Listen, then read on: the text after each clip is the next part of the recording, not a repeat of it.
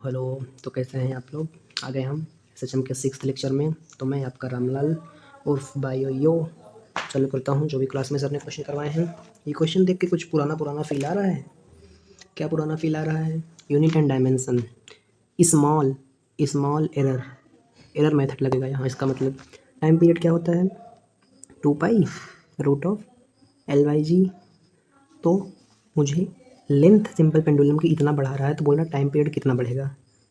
Error method लगेगा delta T बराबर L. जी के बारे में बताया नहीं, ये कांस्टेंट है। जी के बारे में नहीं बताया, ये भी कांस्टेंट ही है मान लो। तो एल एल कैसे? ये रूट है, रूट मतलब हाफ। एरर वाला एरर अगर आपने पढ़ा है तब आपको ये 1 सेकंड में क्लिक हो जाएगा। बोल रहा है कि लेंथ 2% से बढ़ा रहे हैं तो टाइम पीरियड कितने से बढ़ेगा। तो हाफ लेंथ इस पूरे की वैल्यू दे दी है 2%। तो यहाँ पर 2 लिख दिया, 2%। तो 2 से 2 कैंसिल, तो ये कितना जाएगा? 1%। तो जब लेंथ बढ़ा रहे हैं 2% से तो टाइम पीरियड बढ़ेगा 1% से, क्योंकि टी डायरेक्टली प्रोपोर्शनल है रूट टी के, इसलिए बढ़ेगा। तो ये तो होगा नहीं, ये तो होगा नहीं, और इंक्रीज इसलिए क्योंकि डायरेक्टली प्रोपोर्शनल है। आगे चलते हैं। ये सर का खुद का लिखा हुआ क्वेश्चन है। अच्छे सवाल है, कह सकते हैं आप इसको। बहुत कठिन नहीं है बट ठीक है। वर्क पावर का थोड़ा सा चीज़ें यूज होता है। कौन सी वाली? जो सर ने मास्टर बताया था, काइनेटिक एनर्जी और मोमेंटम वाला। तो टाइम पीरियड बताना है मुझे। अगर लेंथ को हम 4 गुना कर रहे हैं और एक्सेलरेशन ड्यू टू ग्रेविटी को हाफ कर रहे हैं पहले क्वेश्चन में, ये हाफ है, ये हाफ है। तो पहला पार्ट करते हैं, क्या कर रहा है। तो पहले वाले पार्ट में लेंथ को 4 टाइम कर रहा है, मतलब लेंथ 4 टाइम हो रही है, और g/2 acceleration due to gravity 1/2 हो रही है। ये ऊपर चली जाएगी पलट के। जब ये ऊपर चली जाएगी तो ये हो जाएगा कुछ √8 टाइम्स। ऐसे किया जाता है, ड्रॉपर ऐसे ही करते हैं क्वेश्चन। ऐसे √8 टाइम्स हो गई। अब √8 टाइम्स हो गई तो ये 2√2 टाइम्स हो गई किसकी? इनिशियल टाइम की। तो मेरा जो टी डैश है वो कितना हो गया? √2 टाइम्स ऑफ टाइम। अब दूसरा पार्ट करते हैं इसका। दूसरा पार्ट क्या है? लेंथ को हाफ कर दिया और जी को डबल कर दिया। तो रूट के अंदर लेंथ को कैसे हाफ करेंगे? लेंथ को हाफ कर दिया ऐसे, और जी को 2 टाइम्स कर दिया।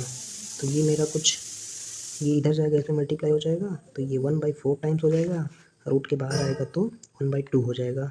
तो जो टी है वो इसके बराबर हो जाएगा, मतलब हाफ इनिशियल टाइम पीरियड, जो मेरा फाइनल दूसरा वाला टाइम पीरियड होगा। अब अगला क्वेश्चन इंटरेस्टिंग है। क्यों इंक्रीज टू? लेंथ को इंक्रीज़ किया, इंक्रीज टू 200%, मतलब फाइनल लेंथ जो है वो 200% ऑफ इनिशियल लेंथ है। ठीक है, इसका क्या मतलब? इसका मतलब है परसेंट को हटाओ, नीचे 200 लगाओ, 100 लगाओ, तो ये 100 हो गया एल इनिशियल, इससे ये। तो मेरा एल फाइनल क्या आ गया? 2 टाइम्स ऑफ एल इनिशियल आ गया। तो टाइम पीरियड कैसे बढ़ेगा? तो टाइम पीरियड क्या होता है? 2π√LG। तो इसकी जगह पर हम इसको पुट कर देंगे, तो ये कितना हो जाएगा? √2 टाइम्स। √2 टाइम्स क्या होता है? बताओ। मुझे निकालना है कितना टाइम पीरियड बढ़ा। तो मैं तो इसको कर दूंगा एम आर स्टार से। √2 टाइम्स मतलब 1.41, 1.41 मतलब 141%। तो इसमें इंक्रीज हुआ है कितने का? 41% का। वर्क पावर में सर ने ये वाली चीज़ समझाई थी, ये कैसे होता है डायरेक्ट। अब इसको अगर मेथड से करने जाएंगे तो ऐसे करेंगे, परसेंट चेंज बराबर क्या? √2 times of T minus T divided by T multiply by 100। ये करेंगे तब भी मेरा यही चीज़ आएगा। तब मेरा आ जाएगा ये 0.4 मल्टीप्लाई बाई 100, जो कि लगभग 40% आएगा। मुझे √4 की वैल्यू, √2 की वैल्यू याद थी, तो ये है हमारा स्टार, ये है डायरेक्ट। तो मेरी जो टाइम पीरियड है वो 41% से इंक्रीज़ होगी। आगे चलते हैं। नेक्स्ट क्वेश्चन पर इसी तरह का है। Length increases by 2%। बाई, अब देखो बाई और 2 में क्या फ़र्क है? बाई 200% मतलब L final become 300% of L initial.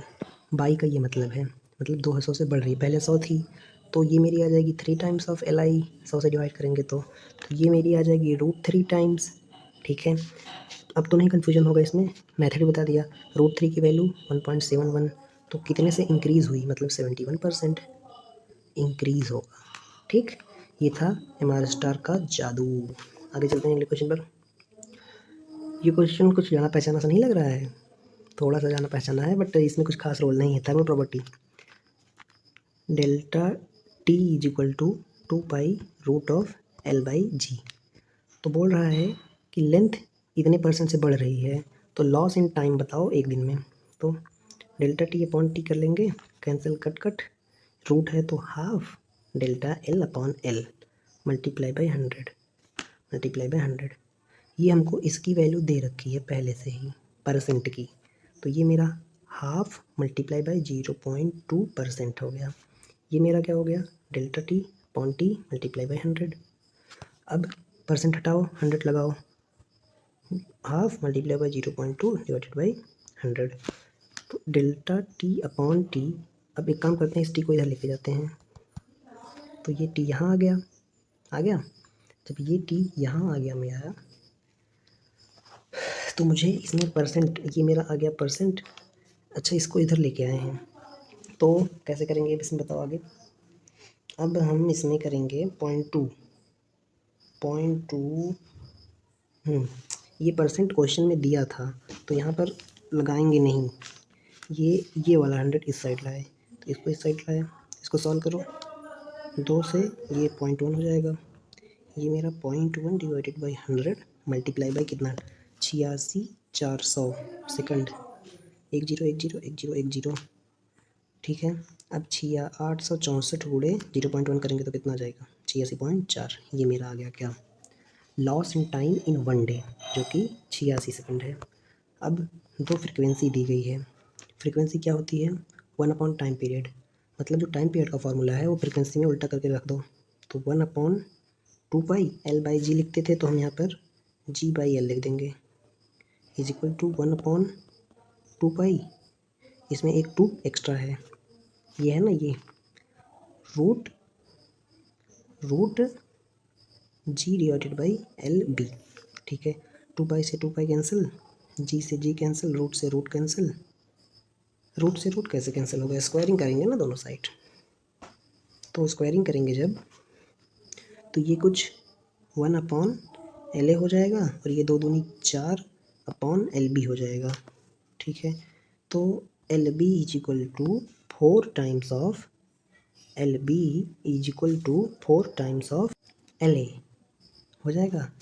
तो ये वाला ऑप्शन देख लो, और ये मास पर डिपेंड नहीं कर रहा है।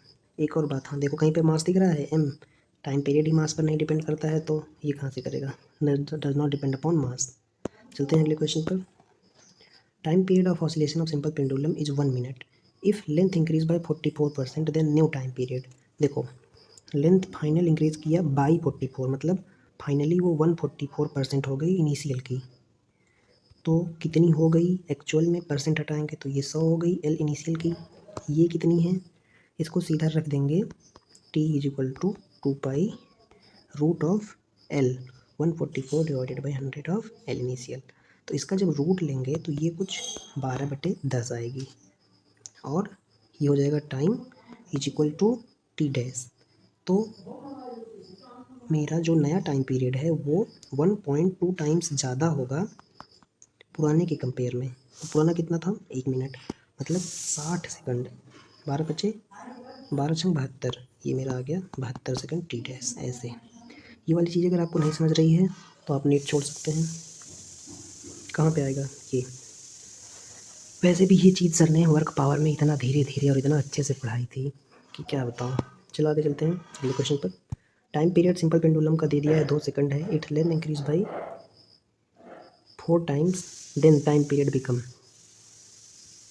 Length increase by 4 times, length को 4 गुना इंक्रीज कर दिया तो टाइम पीरियड 2 गुना बढ़ जाएगा। रूट के अंदर होता है ना, तो 2 मल्टीप्लाई बाई 2 जो कि हो जाएगा 4 सेकंड। ये वाला आंसर। चलो आगे चलते हैं। अ स्विंगिंग स्विंग, इसका क्या मतलब है, झूला झूलना। गांव के बच्चे रिलेट करेंगे। झूले पे अगर हम खड़े हो जाते हैं तो तेज़ी तेज़ी झूलने लगते हैं, स्लो स्लो झूलने लगते हैं, इसीलिए टाइम पीरियड डिक्रीज़ होगा।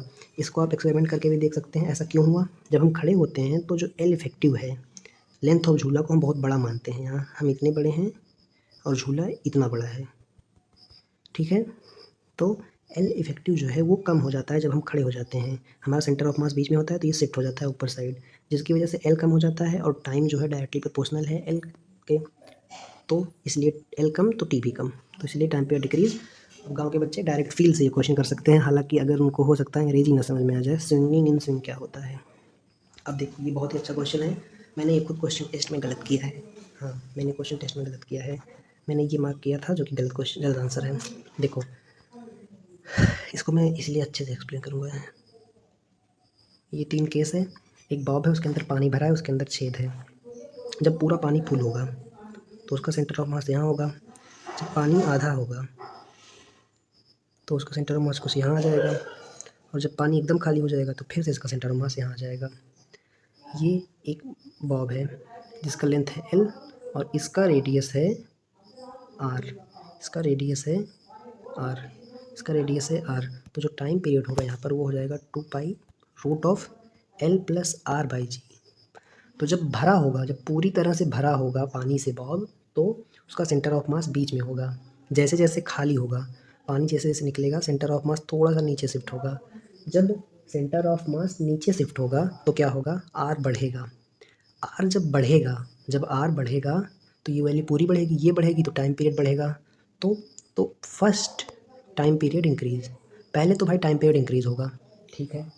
देन ये मान लो पूरा खाली हो गया, खाली हो गया, खाली हो गया, खाली हो गया, फिर उसके बाद क्या होगा, जब पूरा खाली हो जाएगा तो फिर से सेंटर ऑफ मास यहाँ पर शिफ्ट हो जाएगा।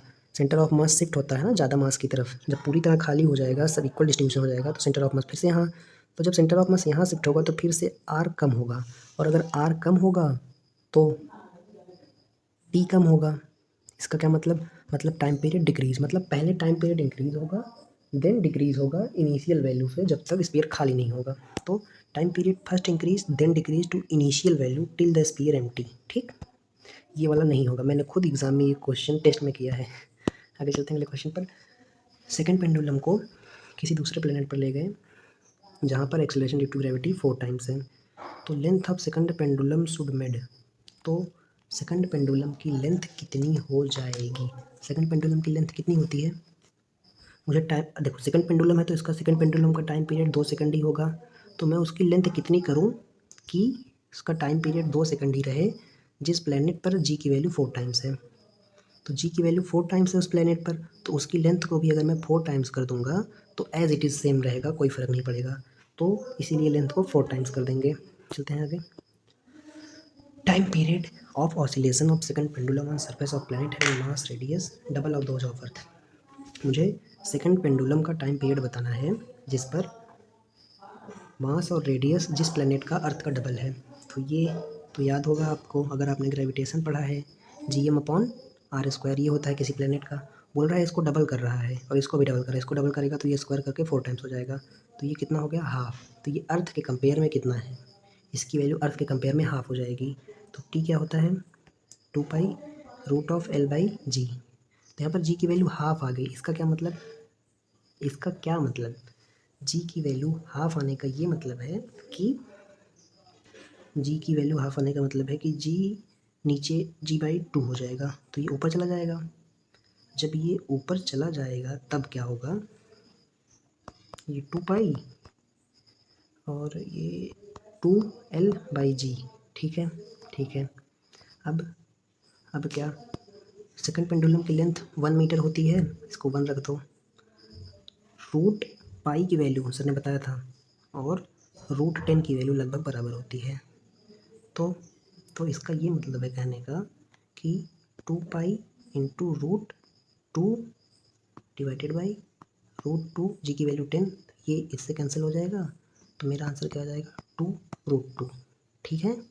तो इसीलिए जिस प्लैनेट पर जिसका मास और रेडियस अर्थ का डबल है उस प्लैनेट पर time period of oscillation second pendulum का इतना टाइम्स बढ़ जाएगा, ठीक है। अगले क्वेश्चन पर चलते हैं। अगला क्वेश्चन है, अगर टाइम पीरियड बताना है, दो आइडेंटिकल पॉइंट चार्ज हैं, क्यू आइडेंटिकल हैं, या तो पॉजिटिव पॉजिटिव होंगे या नेगेटिव नेगेटिव होंगे, and bob point suspension then time period of simple pendulum. तो सिंपली आइडेंटिकल हैं अगर दोनों, तो टाइम पीरियड एकदम जैसे हम लोग लिखते हैं वैसे हो जाएगा, कोई फ़र्क नहीं होगा, दैट इज़ √L/g। फ़र्क इसमें आएगा, क्या फ़र्क आएगा वो देखना। ये मेरा कैसा चार्ज है, ये मेरा है नेगेटिव चार्ज है, पॉजिटिव चार्ज नहीं बताया है, तो पॉजिटिव लेंगे। इलेक्ट्रिक फील्ड अगर ऐसे बॉब के ऊपर साइड लग रहा है तब जो टाइम पीरियड होता है, देखो यहाँ पर एक्सेलरेशन जो है वो हो जाता है QE डिवाइडेड बाई M। ये हम इलेक्ट्रिक वाले चैप्टर में पढ़ते हैं। तो ये 2π√L/g जिसमें जुड़ जाएगा प्लस क्या QE/M, ये हो जाएगा इसका टाइम पीरियड जो कि अलग होगा। आगे चलेंगे अगले क्वेश्चन पर। अब देखो, अब वही सेम क्वेश्चन में इलेक्ट्रिक फील्ड को पलट दिया है। जब इलेक्ट्रिक फील्ड को पलट दिए हैं और पॉजिटिव चार्ज है तो तब भी वही सेम आएगा, T = 2π√L/g plus QE/M, same वही होगा, कोई फ़र्क नहीं होगा। अगर यही चार्ज, यही जो Q चार्ज है ये नेगेटिव हो जाता तो उल्टी हो जाती, क्या 2π√L/g माइनस QE/M। कब ऐसा होगा, जब चार्ज माइनस होगा, पॉजिटिव होगा तो ये होगा, नेगेटिव चार्ज होगा तो ये होगा। अगले क्वेश्चन पर चलते हैं। अगर हॉरिजॉन्टली एक्सेलरेटेड होगा तो क्या होगा, तो इसका तो हमको सबको पता है। हॉरिजॉन्टली एक्सेलरेशन पर रूट में करके जोड़ देते हैं, तो इसमें कहाँ जोड़ेंगे, इसमें ऐसे जोड़ेंगे g² प्लस QE/M² को जोड़ देंगे, ठीक। अगले क्वेश्चन पर चलते हैं। देखो, अगर हम सिंपल पेंडुलम का लेंथ बहुत लार्ज करते हैं, लगभग रेडियस ऑफ अर्थ के बराबर, तो एक फार्मूला आपको याद रखना पड़ेगा, 1/r प्लस 1/r, ऐसे ये वाला नहीं यार, 1/g into 1/r plus 1/l, ये फार्मूला हमको याद करना पड़ेगा। कैसे, डायमेंशनली देख लो। अगर हम किसी एक को लेते हैं, ऐसे पकड़ते हैं एक को ढक के तो R या L ऊपर चला जाएगा, डायमेंशनली हो गया वेरीफाई। अब इसके दो केस बनेंगे, इसके कौन कौन से दो केस बनेंगे, 3 केस बनेंगे एक्चुअल में। ये होता है मेन फार्मूला, ये आप याद करना पड़ेगा। डेरिवेशन बहुत बड़ा है, कोई मतलब नहीं है, सिंपली आप 1/T = 2π 1/g 1 माइनस 1 ब्रैकेट में 1/r प्लस 1/l याद रख लीजिएगा। अब इसके दो केस कौन से बनेंगे भाई, तो पहला केस जो हम लोग अभी तक पढ़ रहे थे, कौन सा, L very very very very very small than R, तब क्या होगा, तब हो जाएगा T = 2π√L/g हो जाएगा। कैसे हुआ ये, तो जब ऐसा हुआ तो L बहुत छोटा है तो ये 0 हो गया, L बहुत छोटा है, R बहुत बड़ा है, L बहुत छोटा है और R बहुत बड़ा है, तो R इन्फिनिटी हो गया, ये इन्फिनिटी हो गया, तो 1/∞ 0, तो ये पूरा टर्म को हमने 0 मान लिया, तो ये L ऊपर चला गया। तो ऐसे आया ये जो हम जनरली पढ़ते हैं। अब दूसरा क्या केस होगा, दूसरा केस ये होगा कि L जो है वो रेडियस ऑफ अर्थ के बराबर हो, तब क्या हो जाएगा, तब मेरा जो टाइम पीरियड है वो 2π, अब ये R हो जाएगा तो ये 2R हो जाएगा, 2R या 2L, 2R पकड़ लो, कुछ भी पकड़ो, अगर बराबर रखोगे तो 2π√, और ये नीचे हो जाएगा 2g, R चला जाएगा ऊपर, R/2g, ठीक, ये ऐसे हो जाएगा। अब एक और केस बनता है लास्ट वाला, कौन सा वाला केस, मान लो R, मान लो क्या बोलते हैं, R बोल रहा हूँ मैं, मान लो R very very very less than L, मतलब इतना बड़ा पेंडुलम, ये पृथ्वी भाई और ये मेरा पेंडुलम है, इतना बड़ा पेंडुलम का लेंथ है सोचो। तो इस केस में क्या होगा, इस केस में L बहुत बड़ा हो जाएगा। जब इस केस में L बहुत बड़ा हो जाएगा तो ये इन्फिनिटी हो जाएगा, तो ये पूरा 0 हो जाएगा और ये ऊपर चला जाएगा। तो जब ये ऊपर जाएगा तो क्या बन जाएगा, ये जब ऊपर जाएगा तो T = 2π√, नीचे हो जाएगा G, ऊपर चला जाएगा L, ऐसा कुछ होगा, L नहीं, सॉरी R, L तो इन्फिनिटी बन के 0 बन जाएगा। तो ये 3 केस होता है इसका। अब effective length of simple pendulum, ये देखो ये हमारा एक केस ही है, कौन सा वाला, R/2g वाला, ये वाला केस देखो, ये वाला केस है ये, ठीक। मिलते हैं अगले क्लास में, तब तक के लिए ओके बाय।